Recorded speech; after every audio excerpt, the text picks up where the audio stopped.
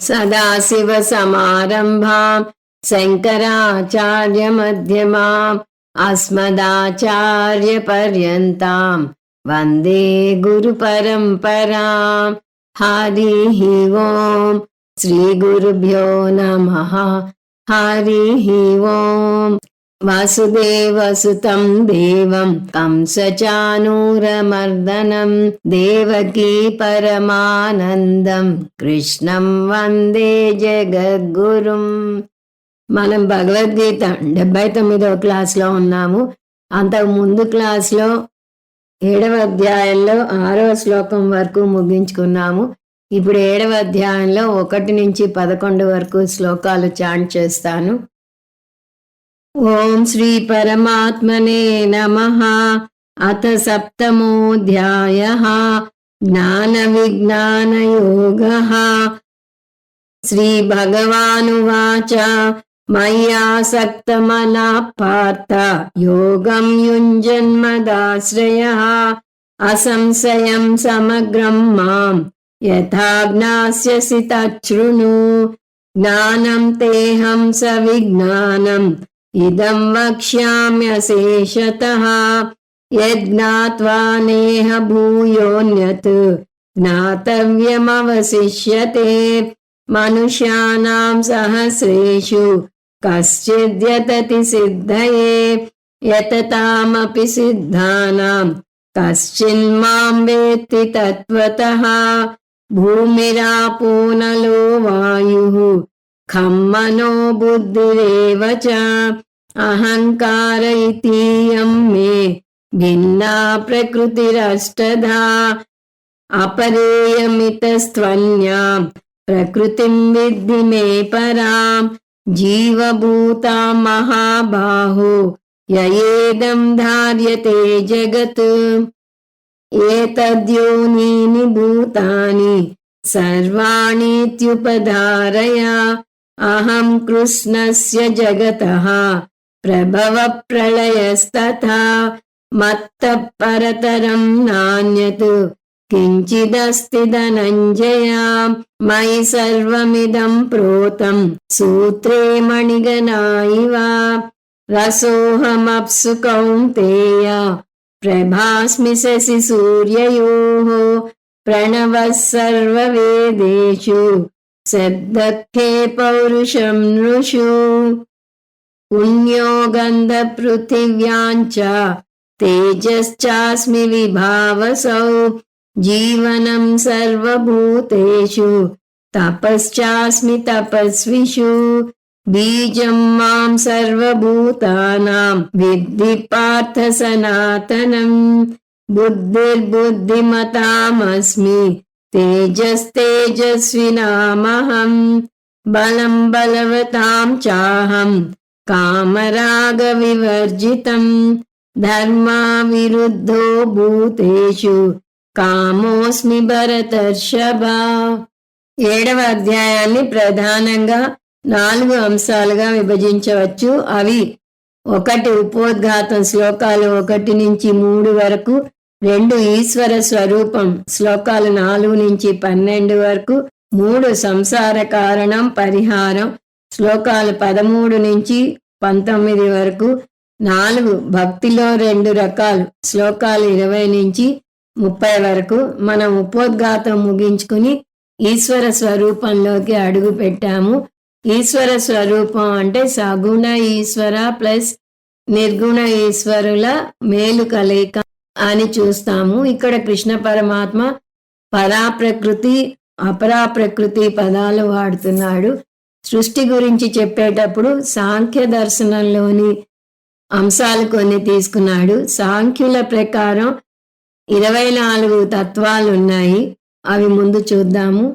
సాంఖ్యులు అవ్యక్తం లేదా మూల ప్రకృతి నుంచి మహత్ వచ్చిందంటారు. మహత్ నుంచి అహంకారం వచ్చిందంటారు. అహంకారం నుంచి మనసు, 10 ఇంద్రియాలు, 5 సూక్ష్మ భూతాలు వచ్చాయి అంటారు. 5 సూక్ష్మ భూతాల నుంచి 5 స్థూల భూతాలు వచ్చాయి అంటారు. అంటే అవ్యక్తం ఒకటి, మహత్ ఒకటి, అహంకారం ఒకటి, అక్కడ 3 అయ్యాయి. మనసు, దశ ఇంద్రియాలు, పంచసూక్ష్మ భూతాలు కలిసి 16 అయ్యాయి. పంచస్థూల భూతాలు 5 అయ్యాయి, 24. వాటిలో కారణంగా వేటిని చెప్పవచ్చు అంటే అవ్యక్తం, మహత్, అహంకారం, పంచసూక్ష్మ భూతాలు, అవి 8. ఇక్కడ ఈ 8 తీసుకున్నాడు కృష్ణ పరమాత్మ. కార్యం, మనసు, దశ ఇంద్రియాలు, పంచస్థూల భూతాలు, అలా అవి 16 అయ్యాయి. ఆ నేపథ్యంతో మనం ముందు క్లాస్లో 4, 5, 6 శ్లోకాలు చూసాం. ఇప్పుడు వాటి సారం చూద్దాము. 4వ శ్లోకంలో భూమి రాపో నలో వాయుకం అంటే పంచసూక్ష్మ భూతాలు వచ్చాయి అని చెప్పాడు. తర్వాత మనోబుద్ధి రేవచ అహంకార ఇతి అన్నాడు. అంటే మనసు, బుద్ధి, అహంకారం అనే 3 వచ్చాయన్నాడు. కానీ కృష్ణ పరమాత్మ సాంఖ్యులది తీసుకున్నాడు అని చూశాం కాబట్టి వీటి అసలు పేర్లు మనసు అంటే అహంకారం, బుద్ధి అంటే మహత్, అహంకారం అంటే అవ్యక్తం. సో ఇందాక మనం చూసిన ఆర్డర్ ప్రకారం చూడాలి అంటే అవ్యక్తం, మహత్, అహంకారం, పంచ సూక్ష్మ భూతాలు, భిన్న అష్టదా ప్రకృతి, 8గా విభజించబడిన ఈ ప్రకృతిని అపరా ప్రకృతి అంటారు అని చూసాం. అక్కడ సాంఖ్య దర్శనంలో కారణాన్ని ప్రకృతి అంటారు. అందువల్ల మొట్టమొదటి కారణాన్ని మూల ప్రకృతి అన్నారు. అందువల్ల ఆ 8 కారణాలని ఇక్కడ చెప్పాడు. 5వ శ్లోకంలో పరాప్రకృతిని పరిచయం చేశాడు. ఇయం అపరా, ఈ ముందు 8 అపరా ప్రకృతి. మే పరాం ప్రకృతిం విద్ధి, నా ఉన్నత స్వరూపం గురించి కూడా తెలుసుకో, ఇది విజ్ఞాన శాస్త్రానికి అందదు అని చెప్పాడు. జీవభూతాం విద్ధి, జీవుడే పరాప్రకృతి అని తెలుసుకో అంటున్నాడు. యయా, ఈ చైతన్య తత్వమే ఇదం జగత్ ధార్యతే, ఈ సంపూర్ణ జగత్తుని ధరిస్తున్నది. అంటే జగత్ అంతటా చైతన్య రూపంలో పరాప్రకృతి ఉంది అని దీని అర్థం. 6వ శ్లోకంలో సర్వాణి భూతాని, సర్వాణి భూతాని అంటే మన కంటికి కనపడని అతి చిన్న క్రిముల నుంచి బుద్ధిజీవి అయిన మనిషి వరకు అంతా సృష్టించబడ్డాయి. ఇంకో విధంగా చెప్పాలంటే భూత భౌతిక ప్రపంచం వచ్చింది. ఎలా వచ్చింది? ఏతద్యోనిని, నా నుంచే వచ్చింది. ఏతత్ అంటే పరాప్రకృతి అపరాప్రకృతిల సమ్మేళనం, ఈ విషయం మర్చిపోకూడదు. యోని అంటే మూలం, అంటే పరా అపరా ప్రకృతుల సమ్మేళనం, అంటే పరా అపరా ప్రకృతుల సమ్మేళనం ఈ జగత్ కారణం. ఈ జగత్ కారణాన్నే భగవంతుడు అంటారు. అందువల్ల భగవంతుడే జగత్తు అయ్యాడు. మనం భగవంతుని 3 దశల్లో కొలుస్తాము అని చూసాము. ఏకరూప భక్తి, అనేక రూప భక్తి, అరూప భక్తి అని చూసాము. ఏకరూప భక్తి అంటే భక్తిలో ప్రాథమిక దశ అది. భక్తి ఏర్పడటానికి మనకి ఒక ఏకరూప ఈశ్వరుణ్ణి ఇస్తుంది శాస్త్రం. అది రాముడు, కృష్ణుడు, దేవి, హనుమంతుడు, వినాయకుడు ఎవరన్నా కావచ్చు. ఇక్కడ నిమిత్త కారణంగా కొలుస్తారు భగవంతుణ్ణి. అనేక రూప భక్తి అంటే కొలుస్తున్న ఒకటే భగవంతుణ్ణి అంతటా చూడటం, అన్నింటిలోనూ భగవంతుడే ఉన్నాడు అని. విష్ణుమూర్తిని కొలిస్తే అంతటా విష్ణుమూర్తిని చూస్తారు, శివుణ్ణి కొలిస్తే అంతటా శివుణ్ణి చూస్తారు. చెట్టులో, పుట్టలో, జంతువులో అన్నింటిలోనూ భగవంతుడినే చూస్తాడు. మనం విశ్వరూప దర్శనం చూడబోతున్నాం ముందు ముందు. ఇది అనేక రూప భక్తి. ఇక్కడ భగవంతుణ్ణి ఉపాదాన కారణంగా కొలుస్తాం. 3వది అరూప భక్తి. భగవంతుడు నిర్వికారుడు, నిర్గుణ బ్రహ్మ అని తెలుసుకోవడం. కార్యకారణ విలక్షణం బ్రహ్మ అని తెలుసుకుంటాం. ముందంతా కారణం బ్రహ్మగా పరిచయం చేసి తర్వాత కారణము లేదు, కార్యము లేదు, ఉన్నది ఒకటే నిర్గుణ బ్రహ్మ అనే జ్ఞానాన్ని వేదాంతంలో పొందుతాం. అక్కడ బ్రహ్మని అధిష్టానంగా కొలుస్తాం, నిర్గుణ బ్రహ్మగా కొలుస్తాం. అంటే మన ప్రయాణం ఎలా ఉండాలంటే ఏకరూప భక్తి నుంచి అనేక రూప భక్తికి వచ్చి అక్కడ ఆగిపోకుండా అరూప భక్తికి రావాలి. కానీ ఈ అరూప భక్తి స్థాయికి అందరూ వెంటనే రాలేరు. అందువల్ల ముందే అరూప భక్తి గురించి చెప్పదు శాస్త్రం. కానీ ఇక్కడ కృష్ణ పరమాత్మ అరూప భక్తి గురించి చెప్తున్నాడు. సర్వాణి ఇది ఉపధారయ అంటే అన్నిటికీ అధిష్టానం నేనుగా తెలుసుకో. ఉపధారయ అంటే తెలుసుకోవటం కాదు, తెలుసుకుని జీర్ణించుకో. భగవంతుడు సృష్టికారకుడే కాదు, లయకారకుడు కూడా. అవ్యక్తాదీని భూతాని వ్యక్తమధ్యాని భారత అవ్యక్త నిధనాన్యేవ తత్ర కాపరిదేవన అని 2వ అధ్యాయంలోనే చెప్పాడు. ప్రతిదీ అవ్యక్తంలోంచి వ్యక్తంలోకి వస్తుంది, మళ్ళీ వ్యక్తంలోంచి అవ్యక్తంలోకి వెళ్ళిపోతుంది. ఆ విధంగా భగవంతుడే సృష్టి స్థితి లయకారకుడు. సృష్టి కూడా ఒక సరళ రేఖలో సాగదని, వృత్తాకారంలో వస్తుందని, అందువల్ల ఇది మొదటి సృష్టి అని చెప్పలేమని కూడా చూసాం. ఈ వృత్తం నుంచి బయటపడాలి అంటే ఒకటే మార్గం, జ్ఞానం పొందాలి. అహం కృష్ణస్య జగతః ప్రభవః ప్రళయస్తథ. నేనే సృష్టికారకుణ్ణి లయకారకుణ్ణి అని చెప్తున్నాడు. సృష్టి లయకారకుడు అంటే మధ్యలో ఉన్న స్థితి కారణం కూడా మనం కలుపుకోవాలి. అది ఎలా సాధ్యం అంటే మన స్వప్న ప్రపంచమే ఉదాహరణ అంటుంది శాస్త్రం. 1.5 నిమిషాలు మాత్రమే ఉండే స్వప్న ప్రపంచాన్ని మనమే సృష్టిస్తాం. ఆ స్వప్నం నుంచి లేస్తే అది మనలో లయమైపోతుంది. ఆ విధంగా స్వప్న ప్రపంచానికి మనమే సృష్టి స్థితి లయకారకులం.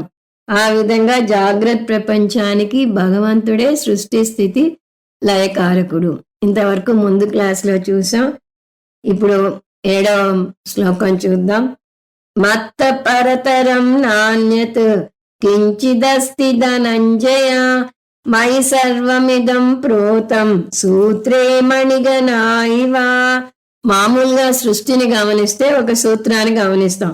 ఏమిటది? ప్రతి కార్యానికి ఒక కారణం ఉంటుంది. కారణం లేదే కార్యం దానంతటది రాలేదు. ఉదాహరణకు కుండ వచ్చింది అంటే కుండకి కారణం మట్టి. అలాగే మనం కార్యం అయితే మనం పుట్టాము అంటే మనకి కారణం మన తల్లిదండ్రులు. కానీ వీటన్నిటిలో ఆ కారణం మూల కారణం కాదు. మన తల్లిదండ్రులు మూల కారణం కాదు, వారి తల్లిదండ్రులు కారణం. వారి తల్లిదండ్రులకి వారి తల్లిదండ్రులు మూల కారణం. అలా వెనక్కి వెళితే వంశవృక్షం ఎత్తుకుంటూ వెళ్ళాల్సి ఉంటుంది. అలా ప్రతి కారణానికి ఇంకో కారణం ఉంటే మరి జగత్ కారణమైన భగవంతుని సృష్టికి కారణం ఎవరు? భగవంతుడు చెప్తున్నాడు, నాకు కారణం ఎవరు లేరు, నేను కారణం లేని కారణాన్ని అని చెప్తున్నాడు. అందువలనే పరాప్రకృతి అనాది అని, అపరాప్రకృతి అనాది అని చూసాం. అనాది అంటే ఆది లేనిది. ఈ రెండింటి సమ్మేళనమే భగవంతుడు అని కూడా చూసాం. భగవంతుడు = మనం ఈ అధ్యాయం నేర్చుకునేంత వరకు సగుణ ఈశ్వరుడు ప్లస్ నిర్గుణ ఈశ్వరుడు అని, కానీ పరాప్రకృతి ప్లస్ అపరాప్రకృతి అని గుర్తుంచుకోవాలి. భక్తుల పాటల్లో తమిళంలో ఒక పాట వస్తుంది. దాని సారాంశం, ఓ శివ, నువ్వు జీవితంలో ఇన్ని అష్ట కష్టాలు పడ్డావు, నీకు తల్లిదండ్రులు ఉండుంటే నువ్వు ఇంత కష్టాలు పడేవాడివా? నిన్ను వారు హక్కున చేర్చుకుని ఇలా శ్మశానం చుట్టూ తిరగనిచ్చి ఉండేవారు కాదు అని వాపోతారు. భక్తిలో ఇదొక కోణం. భగవంతుణ్ణి అనేక కోణాల్లో కొలుస్తారు భక్తులు. ఇది ఒక కోణం. కానీ ఇందులో మనం తీసుకోవాల్సిన అంశం, ఆయన కారణం లేని కారణం. ఆయనకు తల్లిదండ్రులు లేరు, ఆయనే జగత్తు యొక్క తల్లి తండ్రి. పార్వతీ పరమేశ్వరులే జగత్తు యొక్క తల్లిదండ్రులు అని మనం నేర్చుకుంటాం. మత్తః అన్యత్ కించిత్ న అస్తి పరతరం.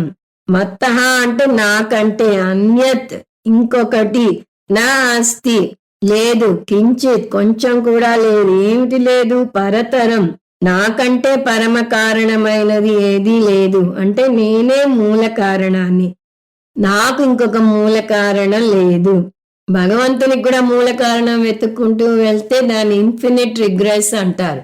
మూల కారణం లేనిది భగవంతుడు. ఇది ఒక అంశం. ఇక్కడ 2వ పాదంలో ఇంకో ముఖ్యమైన సూత్రాన్ని చెప్తున్నాడు.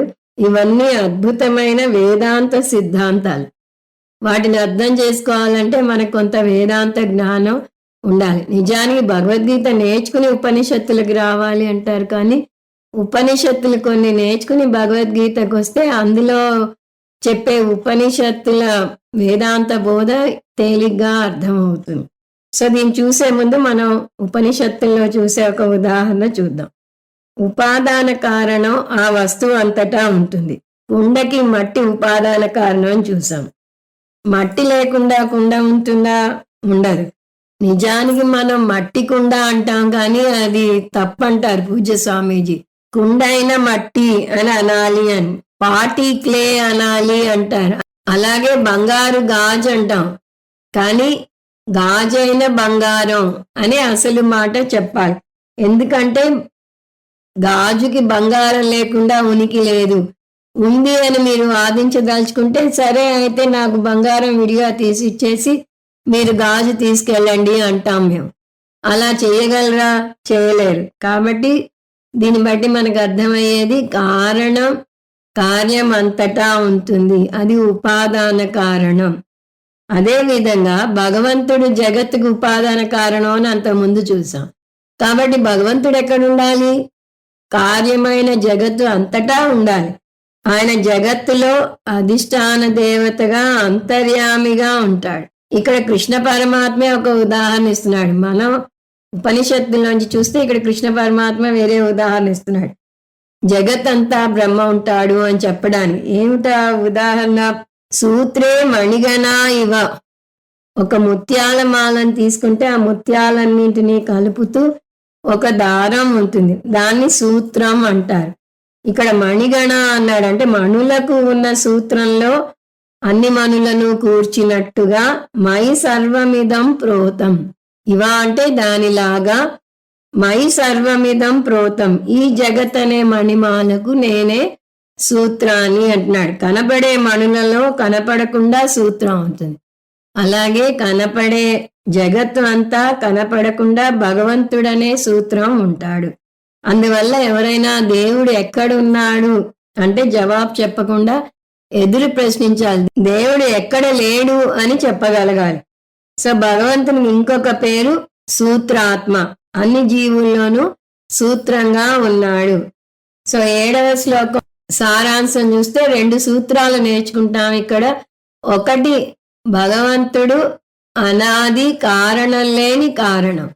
2, భగవంతుడే జగత్ అనే కార్యమంతటా ఉపాదాన కారణంగా ఉన్నాడు.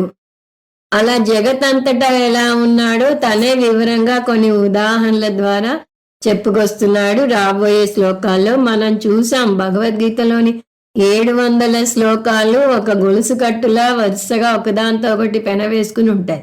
ఇక్కడ నేను ఉపాదాన కారణంగా అంతటా ఉన్నాను అని చెప్పిన దానికి వివరణ రాబోయే శ్లోకాల్లో చూస్తాం. 8, రసోహమప్సు కౌంతేయ ప్రభాస్మి శశి సూర్యయో ప్రణవ సర్వవేదేషు సద్దక్కే పౌరుషం ఋషు. ఈ శ్లోకంలో అనేక రూప ఈశ్వరుని వర్ణిస్తున్నాడు. అనేక రూప ఈశ్వరుణ్ణి విశ్వరూప ఈశ్వరుడు అని కూడా అంటాం. మనం విశ్వరూప దర్శనం రాబోయే అధ్యాయంలో చేయబోతున్నాం. దానికి ఇక్కడ ఒక నమూనా ఇస్తున్నాడు కృష్ణ పరమాత్మ. 7వ అధ్యాయం రాబోయే అధ్యాయాలకు పునాది అని కూడా చూసాం మనం. సో ఏకరూప ఈశ్వరులో భగవంతుణ్ణి ఒక్క రూపంలో కొలుస్తాం. ఇప్పుడు గీతాబోధ చేస్తున్న కృష్ణ పరమాత్మను తీసుకుంటే ఆయన ఏకరూప ఈశ్వరుడు. గోపికలు మొదట ఆయన్ని ఏకరూప ఈశ్వరునిగా కొలిచారు. ఆయన దూరం అయితే విరహ గీతాలు పాడారు, కనపడ్డాక ఆనందం చిందించారు. ఆ గోపికా గీతాలు చాలా బాగుంటాయి. మన విరహం వేరు, గోపికల విరహం వేరు. వారు సుస్వర రాగంలో దుఃఖించారు, మృదుమధురంగా ఉంటుంది అది. అందువల్ల ఇప్పుడు మనను ఒక మెట్టు పైకి ఎక్కిస్తున్నాడు కృష్ణ పరమాత్మ. నన్ను ఏకరూప ఈశ్వరునిగా చూడకండి, నన్ను అనేక రూప ఈశ్వరునిగా చూడండి అంటున్నాడు. అందువల్ల భగవద్గీతలో నేను నేను నేను అని కృష్ణ పరమాత్మ అనేక చోట్ల చెప్పితే ఆ అనేక చోట్లలో ఏ నేను గురించి చెప్తున్నాడో మనకి శంకరాచార్యుల వారు పరమార్థానంద స్వామి వివరించడం వల్ల అర్థమవుతుంది. ఇక్కడ మనం చూడబోయేది అనేక రూప ఈశ్వరుడు లేదా విశ్వరూప ఈశ్వరుడు లేదా ఉపాదాన కారణంగా అంతటా ఉన్న ఈశ్వరుడు. ఏకరూప ఈశ్వరుని స్థాయి నుంచి విశ్వరూప ఈశ్వరుని స్థాయికి రమ్మంటున్నాడు. అది ఏ దేవుడన్నా తీసుకోవచ్చు. మనం శివభక్తులమైతే సర్వం శివమయం జగత్తు అంటాం. విష్ణు భక్తులమైతే సర్వం విష్ణుమయం జగత్తు అని తెలుసుకుంటాం. సో జీవుడు జగత్తు ఈశ్వరునికి భిన్నంగా లేరు అనేది ఇక్కడ అర్థం చేసుకోవాల్సిన అంశం. మన ప్రార్థనలో తన్ మన్ ధన్ సబ్ కుచ్ దేరా అని పాడతాం. అది పాడటం వరకే, పై మాటలు మటుకే, నిజంగా మనసులోంచి అది రాదు.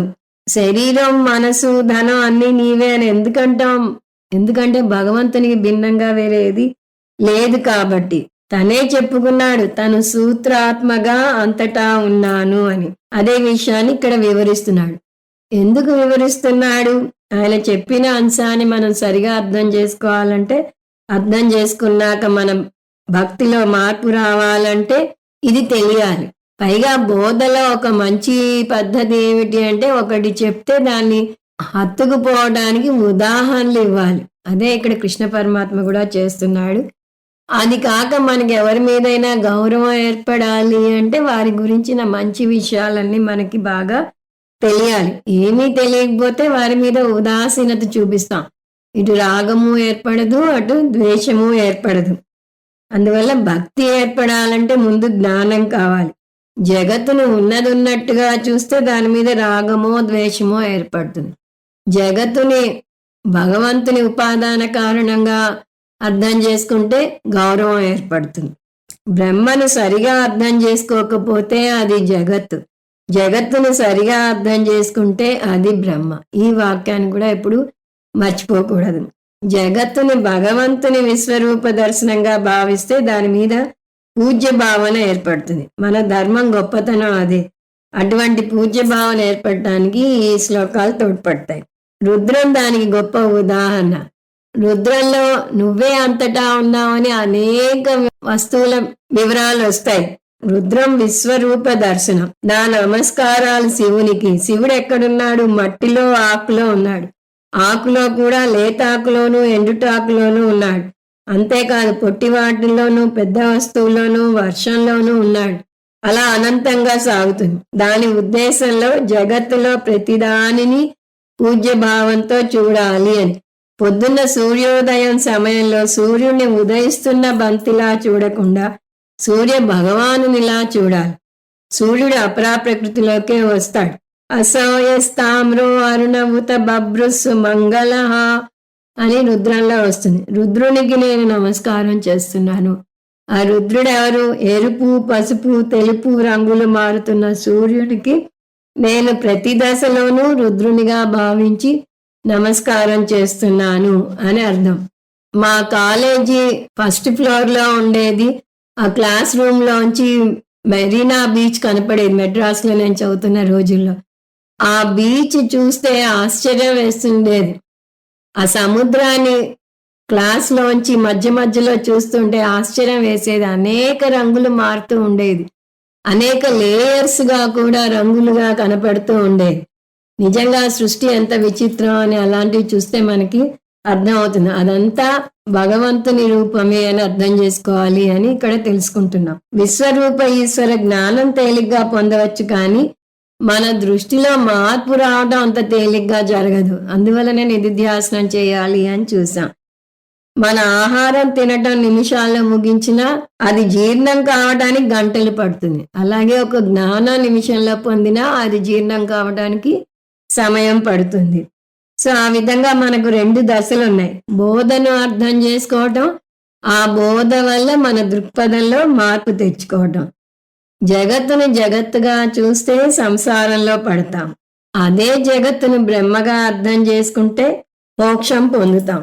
ఇదే సూత్రం ఈశావాస్యోపనిషత్తులో మొట్టమొదటి మంత్రంలోనే వస్తుంది. ఈశావాస్యమిదగుం సర్వం అని వస్తుంది. అక్కడ ఉన్నదంతా ఈశ్వరుడే అని.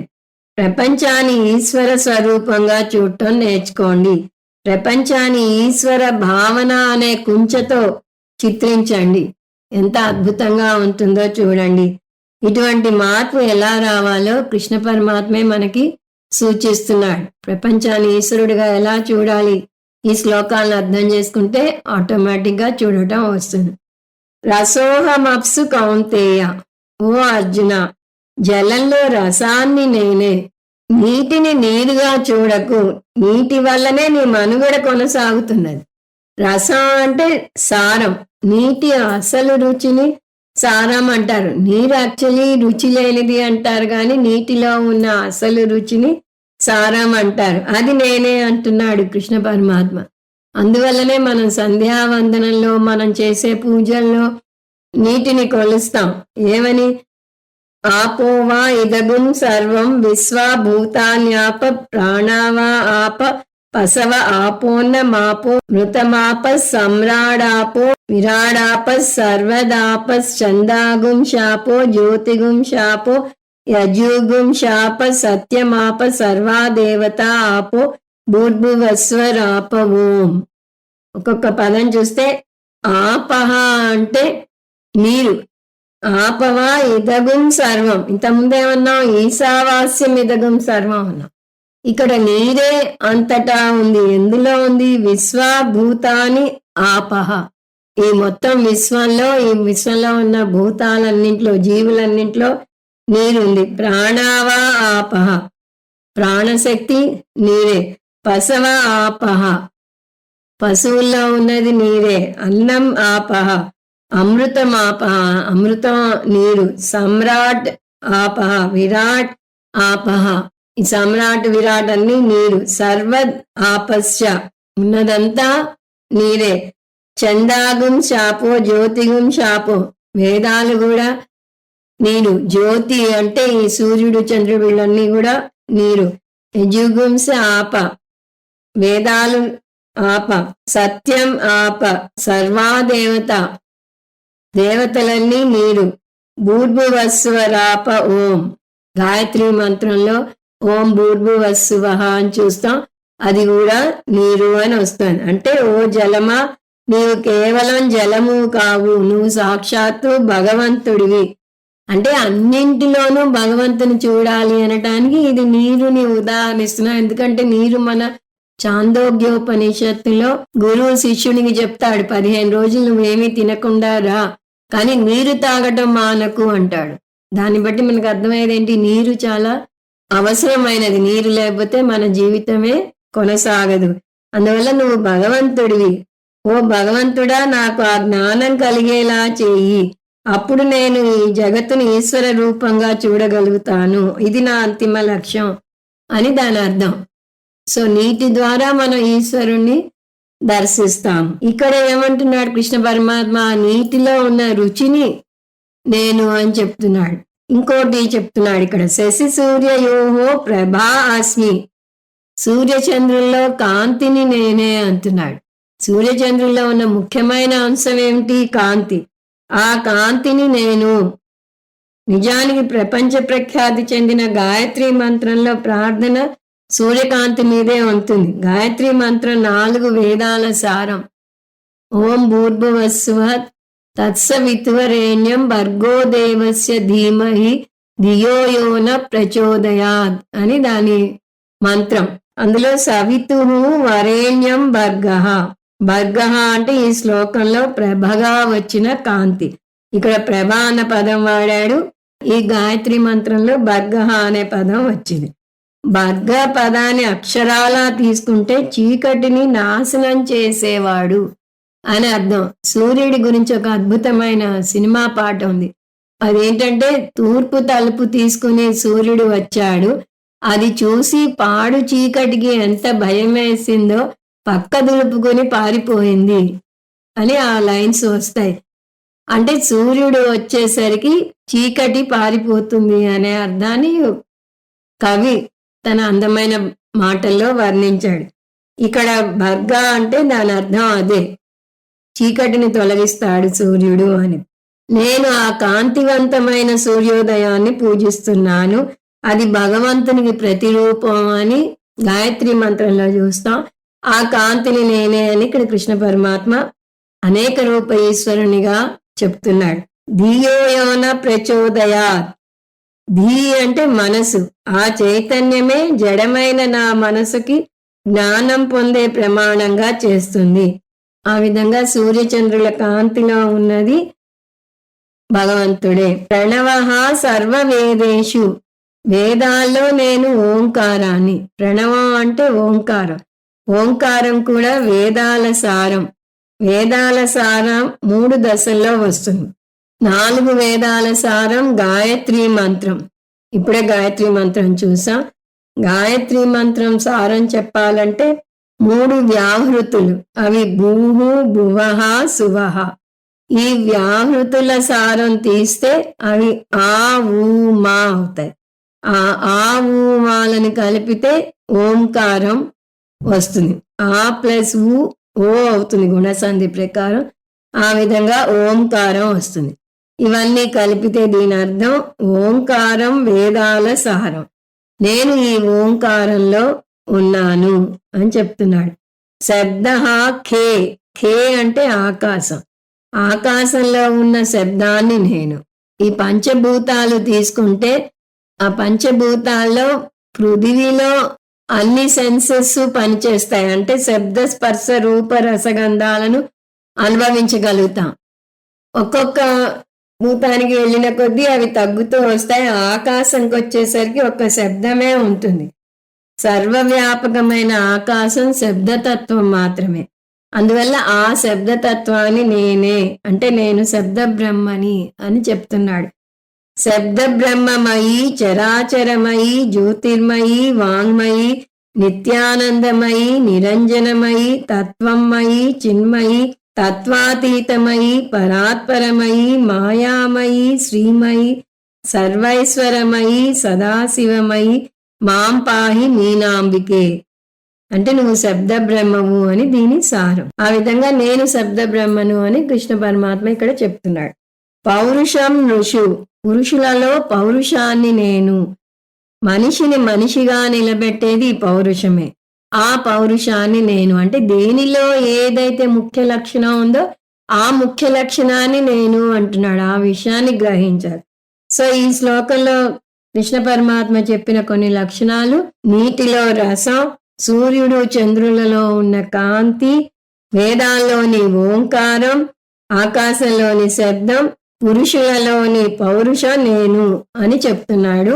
ఇప్పుడు 9 ఇదే కంటిన్యూ అవుతోంది. పుణ్యోగంధ పృథివ్యాంచ తేజశ్చాస్మి విభావసౌ జీవనం సర్వభూతేషు తపశ్చాస్మి తపస్విషు. చ అంటే ఇంకా తన పట్టికను కొనసాగిస్తున్నాడు. పుణ్య గంధ పృథివ్యాం, పృథివీలో ఉన్న సువాసన నేను. ఇందాకే చూసాం పృథ్వీలో శబ్ద స్పర్శ రూప రసగంధాలు అన్నీ ఉంటాయి అని. 5 ఉంటే ఎందుకు గంధాన్ని నేను అంటున్నాడు అంటే దానికి కూడా ఒక అర్థం ఉంది. పృథ్వీ తర్వాత వచ్చే నెక్స్ట్ది జలం. జలంలో శబ్ద స్పర్శ రూప రసాలే ఉంటాయి, గంధం ఉండదు. అంటే నీటికి కూడా వాసన వస్తుందని మీరు అనొచ్చు. ఆ వాసన నీటి యొక్క లక్షణం కాదు, దానిలో ఏదో కలవటం వల్ల వస్తుంది. అందువల్ల పృథ్వీలో వాసనని, ఆ వాసన కూడా సుగంధాన్ని నేను అంటున్నాడు. జాగ్రత్తగా పుణ్యగంధ అన్న పదం వేశాడు. ఎందుకంటే 2 రకాల వాసనలు ఉంటాయి. అవి సుగంధం, దుర్గంధం. సుగంధం ఎందుకంటే పృథివీకి మంచి వాసన ఉంది స్వతహాగా. అది ఎప్పుడు తెలుస్తుంది అంటే ఎండాకాలంలో ఆ రోజంతా ఎండ మండిపోయి తొలకరి వాన కురిసినప్పుడు ఆ మట్టి తడిస్తే ఆ మట్టి వాసన చాలా బాగుంటుంది. ఆ వాసన నేను అని చెప్తున్నాడు. అస్మి తేజ విభావసౌ, అగ్నిలో తేజస్సు నేను అంటున్నాడు. అగ్నిలో కూడా 2 లక్షణాలు ఉన్నాయి. అవి కాంతి, వేడి. మామూలుగా తేజస్సు అంటే కాంతి, కానీ ఇక్కడ వేడిగా తీసుకోవాలి. ఎందుకు కాంతి కాదు అంటే అగ్నిలోని కాంతి అన్ని వేళలా తెలియదు. ఉదాహరణకి నీరు వేడెక్కితే వేడి ఉంటుంది, కానీ కాంతి తెలియదు. అదే ఒక అయర్న్ రాడ్ని కాలిస్తే అందులో కాంతి, వేడి 2 తెలుస్తాయి. కాబట్టి అగ్నిలోని వేడి తెలుస్తుంది కానీ అగ్నిలోని కాంతి తెలియదు. అందువల్ల అగ్నిలో అగ్నితత్వాన్ని నేను అని చెప్తున్నాడు. ఏదైతే మనకి కొట్టొచ్చినట్టు తెలుస్తుందో ఆ లక్షణం చెప్తే దాన్ని ఐడెంటిఫై చేయటం ఈజీ అవుతుంది. పైగా ఆ ముఖ్య లక్షణమే భగవంతుడు అనే ఇంకో అంశం కూడా చెప్పగానే చెప్తున్నాడు. అందువల్ల అగ్ని స్వరూపమైన వేడిని నేను. జీవనం సర్వభూతేషు, అన్ని ప్రాణులలోనూ జీవశక్తిని నేను. ప్రాణం ఉంటే ఒక వ్యక్తి శివం అవుతాడు, ప్రాణం పోతే శవం అవుతాడు. ఒక చిన్న మార్పు చూడండి, సీని సా చేస్తే మీనింగ్ మారిపోయింది. సో ప్రాణం ఉన్నంత వరకు అతన్ని చాలా బాగా కొలుస్తాం. చాందోగ్యోపనిషత్తులో చాలా వివరంగా వస్తుంది. ప్రాణం ఉన్నంత వరకు ఎవరినైనా ఏదైనా ఒక మాట అంటే పోట్లాడతాము, తిడతాము, అంతా చేస్తాం. అదే ప్రాణం పోతే, కొంతమంది సామూహికంగా మరణిస్తూ ఉంటారు ఏ యాక్సిడెంట్లోనూ, వాళ్ళని కర్రతో పొడిచి ఆ శవాలని ఒక చోటకి చేరుస్తూ ఉంటారు. శివం కాస్త శవం అయ్యేసరికి అంత మార్పు వస్తుంది. కాబట్టి మనుషుల్లో ఉన్న ప్రాణం ఏదైతే ఉందో అది నేను. మనుషుల్లోనే కాదు, అన్ని జీవుల్లో ఉన్న ప్రాణాన్ని లేదా జీవశక్తిని నేను అంటున్నాడు. దేహో దేవాలయ ప్రోక్త జీవో దేవ సనాతన అని మనకు అంత ముందు కూడా వచ్చింది. మన మతం గొప్పతనం అదే, అన్ని జీవరాశులను గౌరవించమని చెప్తుంది. జంతువులలో చెట్లలో కూడా ప్రాణశక్తి ఉంది, వాటిని రక్షించండి అని చెప్తుంది. పర్యావరణ సంక్షేమం కోరుతుంది మన మతం. ఇప్పుడు అన్నింటిలోనూ భగవంతుడు ఉన్నాడని చూసాం. తపస్విషు తపశ్చాస్మి, తపస్సు చేసే ఋషులలో వాళ్ళ తపశక్తిని నేను అన్నాడు. ఇంత ముందు శ్లోకంలో ఏమన్నాడు? మనుషులలో పౌరుషాన్ని నేను అన్నాడు.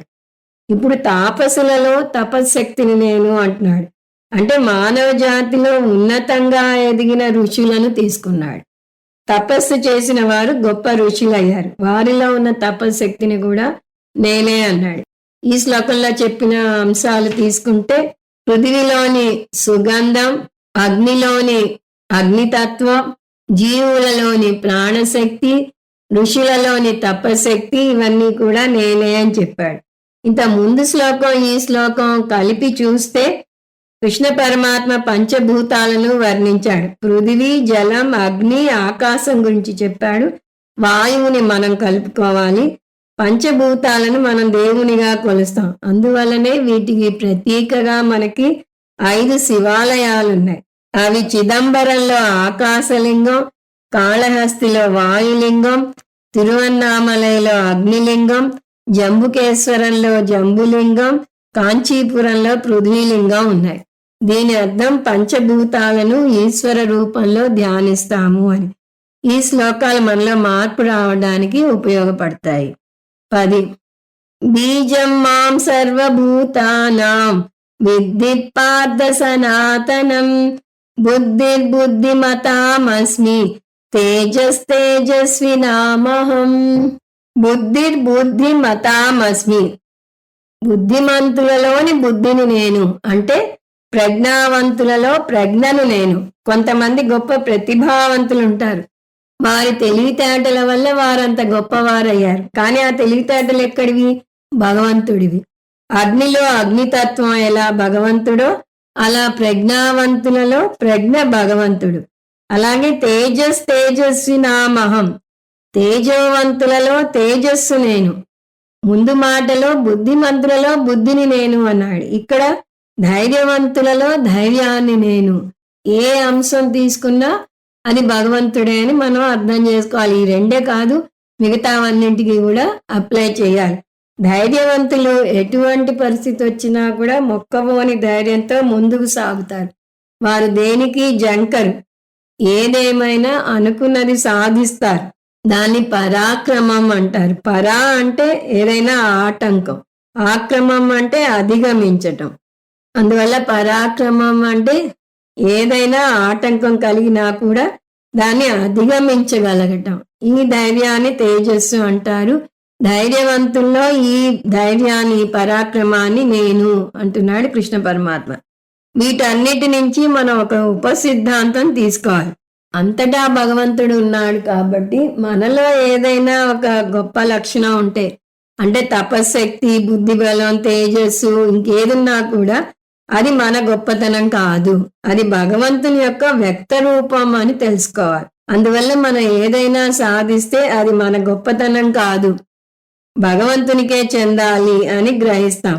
భగవంతుని గురించి తెలిసిన కొద్దీ మనలో వినయం పెరుగుతుంది. ఇంతవరకు నాదే అంతా అని విర్రవీగిన వాళ్ళం ఇప్పుడు భగవంతుని వల్ల ఈ శక్తి వచ్చింది అని తెలిస్తే ఆటోమేటిక్గా వినయం ఏర్పడుతుంది. జ్ఞానం వల్ల ఏర్పడిన వినయం 10 కాలాల పాటు ఉంటుంది. సరిగ్గా అర్థం చేసుకోకుండా వినయం చూపిస్తే అది కేవలం పటాటోపం అవుతుంది తప్పితే నిజంగా అంతర్గతంగా మార్పు వచ్చినట్టు అవ్వదు. అంతర్గతంగా పొగరుగా ఉండవచ్చు కూడా. మనలో ఉన్న శక్తి భగవంతుని వల్లనే వచ్చింది అని నిరూపించడానికి కేనోపనిషత్తులో ఒక కథ రూపంలో అద్భుతంగా చెప్పబడింది. అది దేవతల గర్వభంగం గురించిన కథ. దేవతలకు రాక్షసులకు ఎప్పుడూ యుద్ధం అవుతూనే ఉంటుంది. ఒకసారి ఒకళ్ళు గెలుస్తూ ఉంటారు. ఎక్కువగా దేవతలే గెలుస్తూ ఉంటారు. అంత ఎక్కువగా దేవతలే గెలుస్తున్నా కూడా ఒకసారి ఎందుకో దేవతలకి గర్వం వచ్చింది. నా వల్లే గెలిచాను అని ఎవరికి వారే అనుకున్నారు. అందులో ముగ్గురిని చూస్తాం మనం. ఇంద్రుడు, అగ్ని, వాయువు. ఈశ్వరుడు వారికి గర్వభంగం చేయాలి అని నిశ్చయించుకున్నాడు. అందువల్ల ఈశ్వరుడు ఒక యక్షుని రూపంలో వారికి కనీ కనపడకుండా ప్రత్యక్షమయ్యాడు. మరీ దగ్గరగా ఉంటే ఎవరో తెలుస్తుంది, మరీ దూరంగా ఉంటే వాళ్ళు చూడకపోవచ్చు. దగ్గరగా ఉండాలి, అది ఎవరో వీళ్ళకి తెలియకూడదు. అలా ప్రత్యక్షమైతే అది ఎవరో తెలుసుకోమని అగ్నిని పంపాడు ఇంద్రుడు. అగ్నిని జాతవేద అంటారు. అంటే సృష్టింపబడిన ప్రతిదీ తెలిసినవాడు అని అర్థం. అతను యక్షుని దగ్గరికి వెళ్ళి యక్షుణ్ణి నువ్వు ఎవరు అని ప్రశ్నించే లోపే యక్షుడే ఎవరు నువ్వు, నీలో ఏ శక్తి ఉంది అని అడిగాడు. అగ్ని అఫెండ్ అయినా కూడా చెప్తాడు, ఇదగుం సర్వం దహేయం ఎదిదం పృథివ్యామితి. అంటే నేను అగ్నిని, భూమి మీద ఉన్న దేన్నైనా నేను కాల్చి బూడిద చేయగలను అని ధీమాగా చెప్పాడు. అదంతా అవసరం లేదు, ఇదిగో ఈ గడ్డిపోచను కాల్చు చాలు అని యక్షుడు అంటాడు.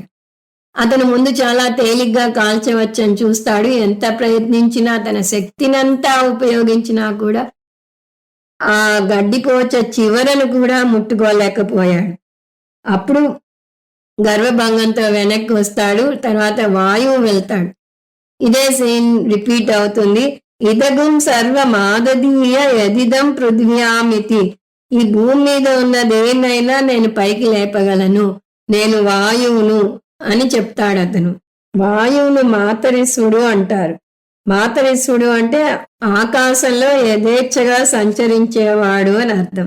యక్షుడు అదంతా అవసరం లేదు, ఇదిగో ఈ చిన్న ఎండి గడ్డిపోచను ఎత్తు చాలు అంటాడు. అగ్ని ఎలా విఫలమయ్యాడో అలా వాయుదేవుడు కూడా విఫలమవుతారు. దానివల్ల అగ్నికి, వాయువుకి వారి శక్తి వారిలో స్వతహాగా లేదు, భగవంతుని కృప వల్ల వచ్చింది అని అర్థమవుతుంది. ఇదే విషయాన్ని ఇంద్రునికి ఉమాదేవిగా ప్రత్యక్షమైన ఈశ్వరుడు చెప్తాడు. బ్రహ్మణో వా ఏతద్విజయే మహీయధ్వమితి.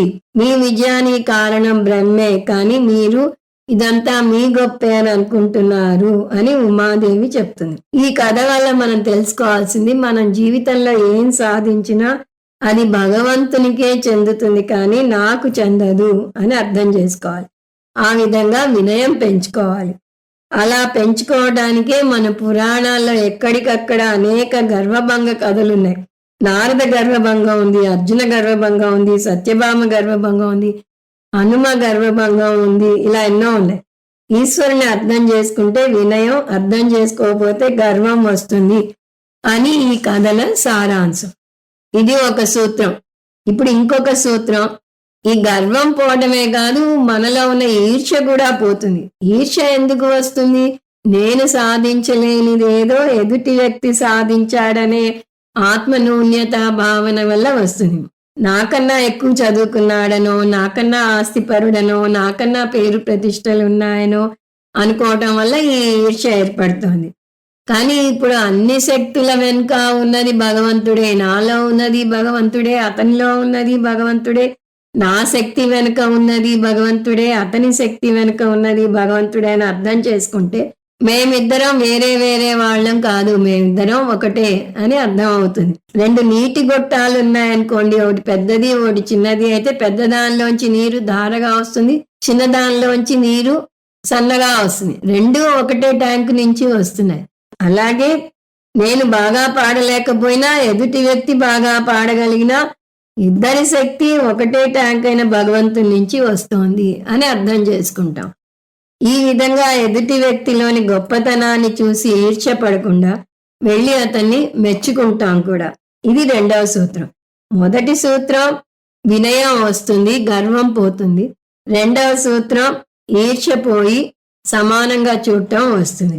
ఈశ్వర జ్ఞానం వల్ల నేర్చుకున్న సూత్రాలు ఇవి. సర్వభూతానాం సనాతనం బీజం విద్ధి.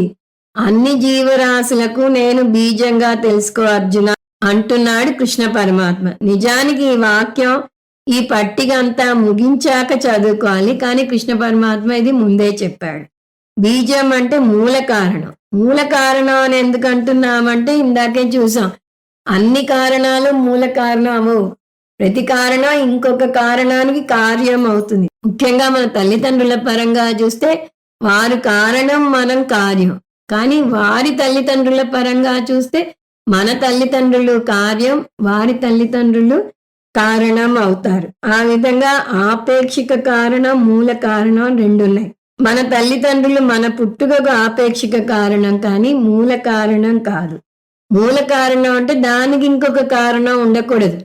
కృష్ణ పరమాత్మే ముందు శ్లోకంలో చెప్పాడు, నాకు మూల కారణం అంటూ ఇంకొకటి లేదు అన్నాడు. ఆత్యంతిక కారణం అంటే అదే అన్నింటికీ మూల కారణం, కానీ దానికి ఇంకొక మూల కారణం లేదు. భగవంతుడు ప్రపంచానికి తండ్రి, అతనికి ఎవరు తండ్రి కాదు. మరో కారణం లేని మూల కారణం భగవంతుడు. పైగా ఈ కారణం ఎప్పటిది? అనాది, అనాది కారణం. ఆది అంటే ఒక ఆరంభం ఉన్నది, అనాది అంటే ఆరంభం లేనిది. పిల్లలు అడుగుతూ ఉంటారు, దేవునికి తల్లిదండ్రులు ఎవరు అని, కానీ ఆయనే మూల కారణం. అందువల్ల కృష్ణ పరమాత్మ సనాతనం బీజం అన్నాడు. తను అనాది, తను మూల కారణం, మరో కారణం లేని మూల కారణం. 11 బలం బలవతాం చాహం కామరాగ వివర్జితం ధర్మా విరుద్ధో భూతేషు కామోస్మి భరతర్షభ. అదే భావన ఇంకా కొనసాగుతున్నది. భరతర్షభ, ఇది అర్జునునికి ఉన్న ఇంకొక బిరుదు. భరత అంటే భరత వంశానికి చెందినవాడు. ఋషభ అంటే శ్రేష్ఠుడు. భరతర్షభ అంటే భరత వంశంలో శ్రేష్ఠుడు. సో ఇక్కడ కూడా మనం అండర్లయింగ్ మీనింగ్ తీసుకోవచ్చు. నువ్వు భరత వంశంలో శ్రేష్ఠుడు అయితే నీలో ఉన్న ఆ శ్రేష్ఠత కూడా నేనే అని చెప్పినట్టుగా తీసుకోవచ్చు. బలవతాం అహం బలం అస్మి. బలవంతులలో బలాన్ని నేను. అంతకుముందు బుద్ధిమంతులలో బుద్ధిని నేను అన్నాడు, ధైర్యశాలులలో ధైర్యాన్ని నేను అన్నాడు, ఇప్పుడు బలవంతులలో బలాన్ని నేను అన్నాడు. కారణం యొక్క లక్షణాలు ఏకం, నిత్యం, సారం, సత్యం అని వస్తుంది ముండకోపనిషత్తులో. సారం అంటే అర్థం కార్యం అంతటా ఉంటుంది. కుండకు మట్టి సారం, బలవంతునికి బలం సారం, అది భగవంతుడు. ఇందులో కూడా మళ్ళీ 2 బలాలు ఉన్నాయి. ధార్మిక శక్తి, ప్రతికూల శక్తి అంటే అధార్మిక శక్తి. రాక్షసులు చాలా బలవంతులు, కానీ వాళ్ళ బలం ఏమిటి? అధార్మిక బలం. హిరణ్యకశిపుడు, రావణాసురులలో ఉన్న శక్తి అధార్మిక శక్తి. దానికి భిన్నంగా రామునిలో, హనుమంతునిలో ఉన్న శక్తి ధార్మిక శక్తి. అందువల్ల నేను బలం అని చెప్పి ఏ బలమో నెక్స్ట్ పదంలో చెప్తున్నాడు, కామరాగ వివర్జితం. సో కృష్ణ పరమాత్మ ప్రత్యేకించి చెప్తున్నాడు, నేను ఏ శక్తిని అంటే కామరాగాలు లేని శక్తిని, అంటే ధార్మిక శక్తిని అని. ధార్మిక శక్తిలో స్వార్థం ఉండదు. స్వార్థం ఉన్న చోట తను పైకి రావటం కోసం ఇతరులను కిందికి తోయడానికి కూడా వెనుకాడరు. మనం గుణాల గురించి నేర్చుకున్నప్పుడు చూసాం, నేను పైకి రావాలి అంటే ఇంకోళ్ళకి చెడు చేయడానికి కూడా హాని చేయం, తామసిక ప్రవృత్తి కనుక ఉంటే.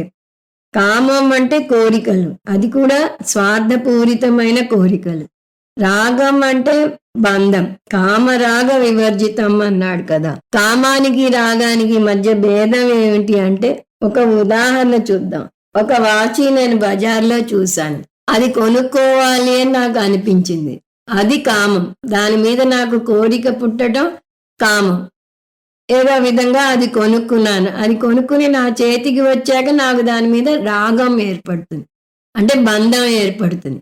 సో కామం అంటే కోరిక, రాగం అంటే బంధం. పొందని వస్తువు మీద కోరిక, పొందిన వస్తువు మీద బంధం ఏర్పడుతుంది. అప్రాప్త విషయే కామః ప్రాప్త విషయే రాగః అంటారు. అంటే కొనక ముందు కామం, కొన్నాక రాగం, రెండూ ప్రమాదమైనది. అది కొనాలి అంటే బై హుక్ ఆర్ క్రుక్ కొనాలి అనే భావన వస్తుంది. బెగ్, బారో ఆర్ స్టీల్ అని ఒక సేయింగ్ ఉంది ఇంగ్లీష్ లో.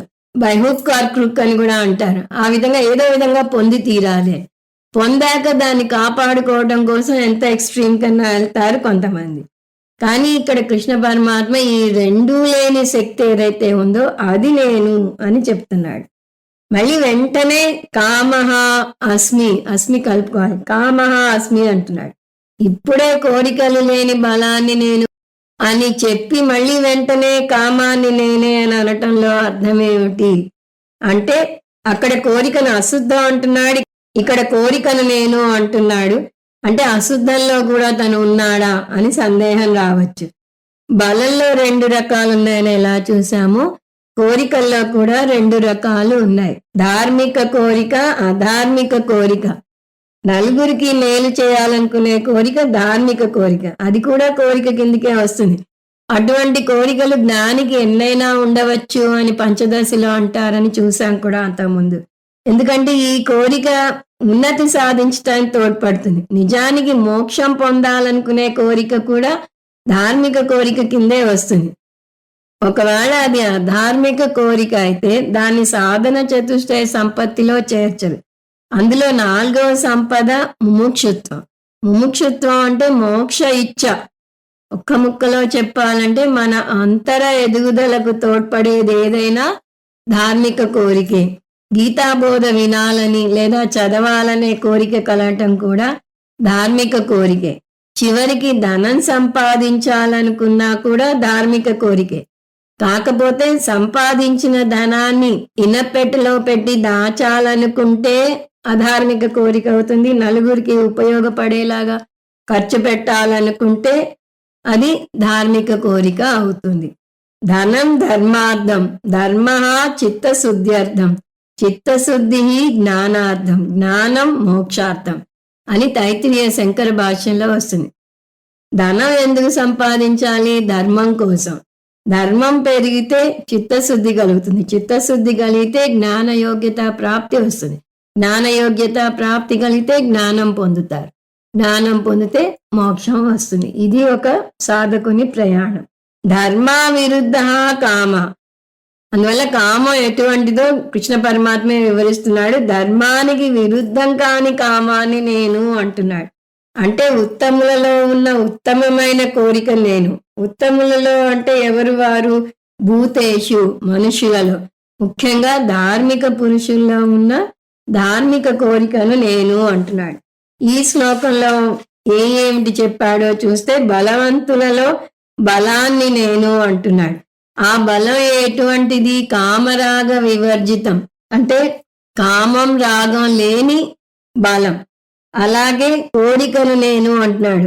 అది ధర్మ విరుద్ధం కాని కోరిక, అది కూడా ధార్మిక పురుషుల్లోని కోరికను నేను అన్నాడు. మిగతా వచ్చే క్లాస్లో చూద్దాం. ఓం తత్సత్. సర్వం శ్రీకృష్ణార్పణమస్తు. ఓం పూర్ణమద పూర్ణమిదం పూర్ణాత్ పూర్ణముదచ్యతే పూర్ణస్య పూర్ణమాదాయ పూర్ణమేవావశిష్యతే. ఓం శాంతి శాంతి శాంతి. హరి ఓం. శ్రీ గురుభ్యో నమః. హరి ఓం.